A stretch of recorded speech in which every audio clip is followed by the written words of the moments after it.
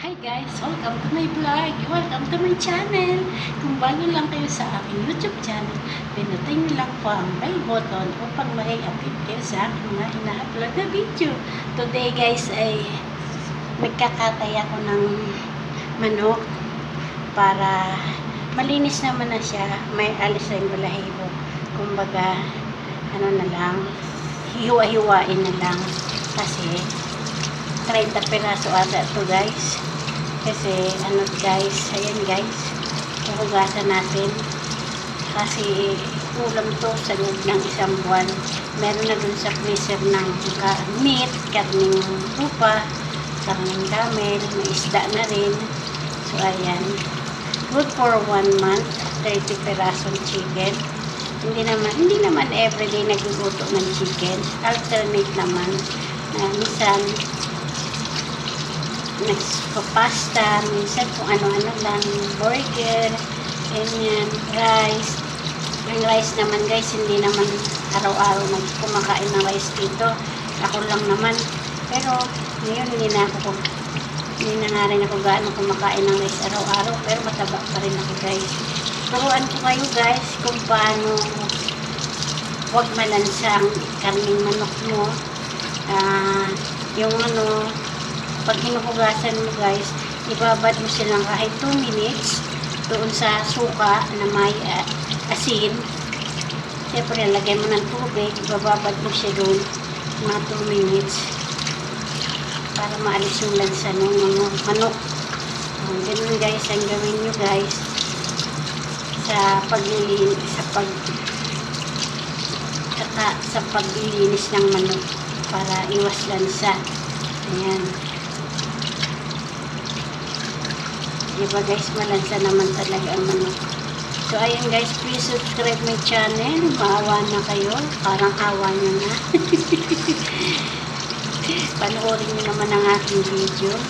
At i-like and subscribe and share. Ayan. Na mag-improve naman yung aking channel. Maawa na kayo guys. So ayan guys, nilinisan natin, tinatanggalan natin ng mga dugo-dugo pa. Ganito guys, kapag paubos na yung ulam ng manok, ang pambansang ulam ng Saudi Arabia, chicken. Yan, hindi talaga mawawala yan, chicken na yan. Kasi yun lang naman din ang pagkain nila dito. Tsaka yung mga karning tupa, mas mahal kasi yung karne, tupa, malang hipon, isda guys. Tatlo lang naman kami kumakain ng isda. Ako, saka yung mag-asawa, mama ko, yun lang. Mga anak hindi naman kumakain. Mas gusto pa nila kung chicken, burger, pasta, yun. Ano mga kinakain ng mga yun. Saka hindi everyday kain ng mga rice. Minsan lang. Saka yun. Which, yung gulay nga na niluluto ko kanina ngayon na may chicken sa ibabaw sa oven ko niluluto. Kami lang naman nakakain nun. Tatlo. Mga anak hindi naman kumakain ng gulay.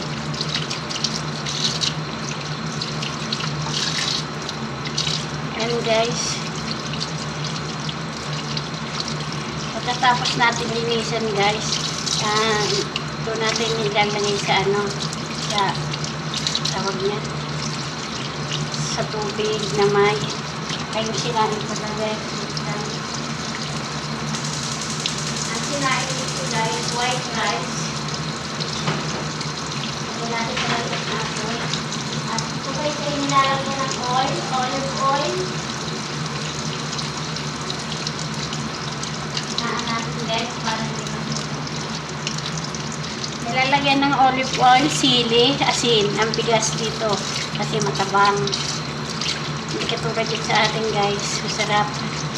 Ewan dito bakit matabang. Ewan. Yun ang pag naglalagay sila ganun guys, may sili, siling malalaki. Tapos olive oil, saka asin. Yan, pag nagluluto ka ng rice. nandito guys.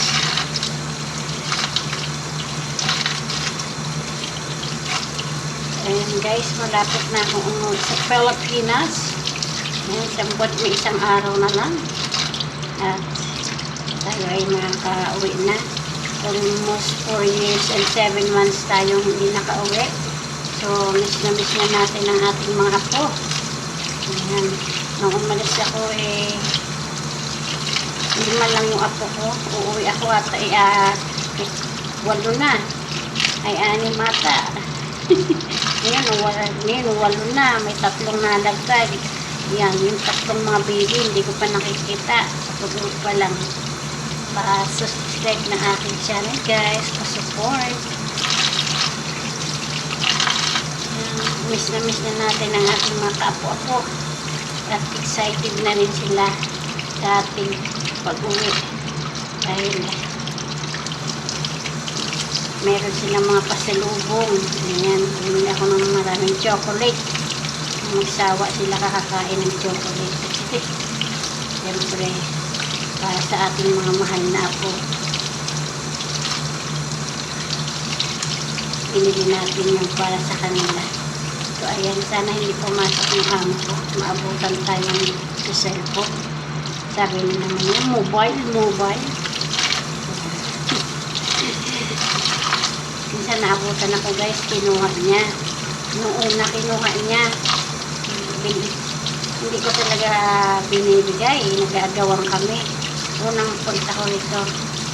Bakit akin naman yun binili ko. Kanya yung net, pero akin ang cellphone. Patayin mo yung net, bigyan mo sa akin yung cellphone, sabi ko sa kanya. Yan din niya naagaw. Sunod na, huli na naman ako guys. Nilapag ko yung cellphone ko dyan, akala ko hindi ko kunin. Kinuha. Pinabayaan ko kasi meron pa naman akong isa. Ala niya hindi ko talaga binawi guys, pinabayaan ko. Tapos tinawag ako, binalik. Kala niya sabi ko, kahit nag-cellphone ako, nagtatrabaho ako, so mag-alala ka ako. Hindi ka magiging bugi sa akin. Nasabihan ko ng ganyan.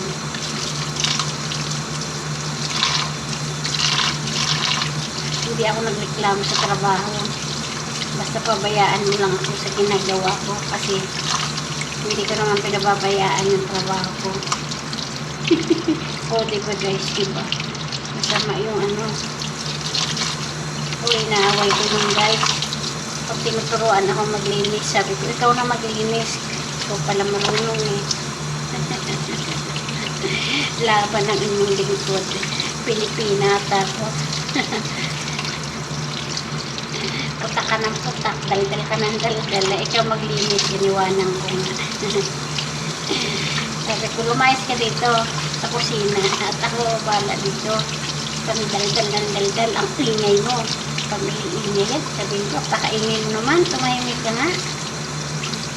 Pag may Tagalog na ako guys, alam niya na galit na ako. Yan, lumalayas na siya. Sabi niya, lugasan yung 2 basket na kape.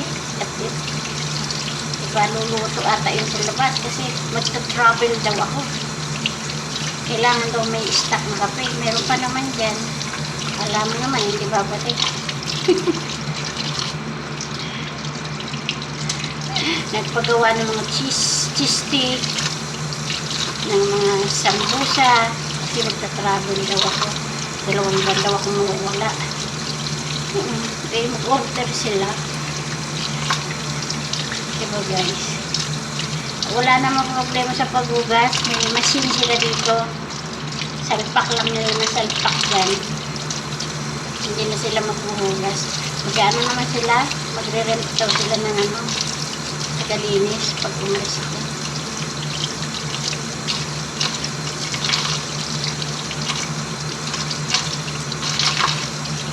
So ayun guys, tapos na ang ating din.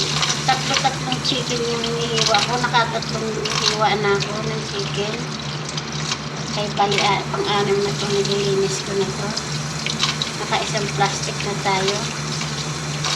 May isang plastic pa dito sa baba. Saka yung chicken fillet, 30 piraso. Ando na, nilagay ko na sa freezer. Buti yun, hindi yun nililinis. Walang problema yun. Ito lang mahirap ang manok. Kasi nililinis pa, tinatanggalan ng mga taba-taba. Ayaw nila nun. Ayan guys, babad-babad muna natin siya sa asin na may suka. Hindi pa tayo guys. Tapos nagsisimula pa lang tayo. Ayan. Paksiyam na, pang guys. Paksiyam. 20 piraso lang siguro to.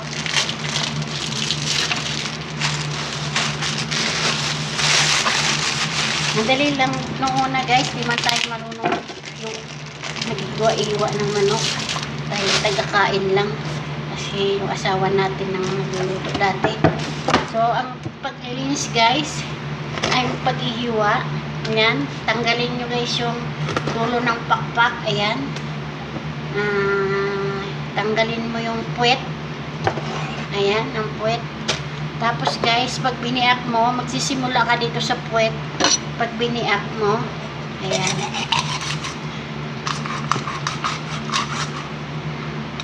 Sa puwet ka guys, magbibiak pababa. Aray ko. Natusok ko ng tinig.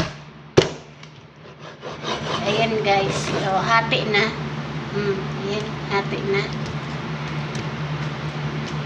Tanggalin mo guys itong taba-taba kasi ayaw naman nila yan. Hindi naman yung kumakain. Ako nga guys, hindi ko na rin nauubos yung isang hiwa nito. Yung isang manok guys, pinang-apat na peraso lang yan. Ayan guys, so 4 na peraso lang yan pagkahiwa. Tag-iisa kami. So, ang laki man yan guys, hindi ko na yan kayang ubusin. Noong una, naubos ko yan guys, kulang pa. Magpipitong taon na ako dito, so nanawa na rin. Yan lang guys, kadali mas masarap ang kutsilyo matalim para madali kang makapaghiwa. Kaya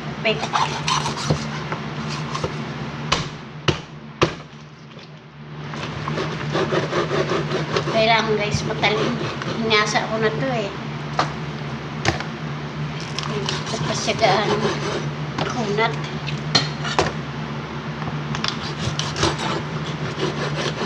Yan. At tinatanggal natin guys. Kahit yung balat ng chicken guys, di ba nila kinakain? Itatapon nila. Ayaw nila nun.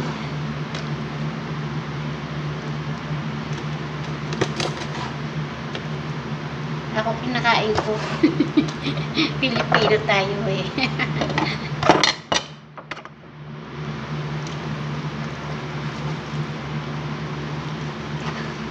Dati gumawa ako kami ng shawarma. 10 manok ata ang natay namin nung tinanggalan namin ng mga laman-laman. Marami pa rin natitira. Nakakapagod. Eh, tinago ko yun. Yung mga buto-buto na yun. Kasi marami pa naman laman. Yun, unti-unti kong adubuhin. Sabawan. Kasi sayang. Tatapon mo. Alam mo naman tayo mga Pilipino. Talagang